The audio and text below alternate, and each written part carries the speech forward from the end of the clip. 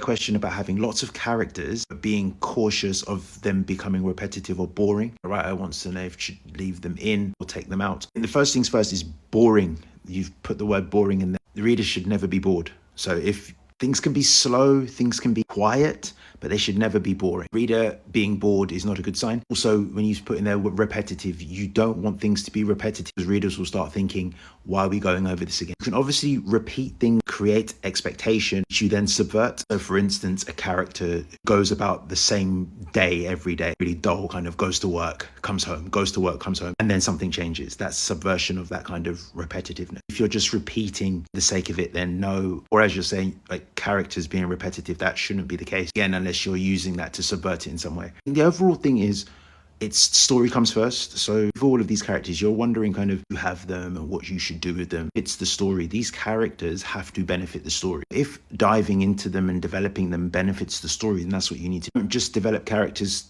because you want to develop them, though. I think if they're important for the story, then they need to be kind of developed more than other characters that aren't as necessarily important for the story. But yeah, story first, let that lead the way, and you never want anything to be repetitive or boring. Do not leave anything like that if you think that's going to be the case. Hope that helps.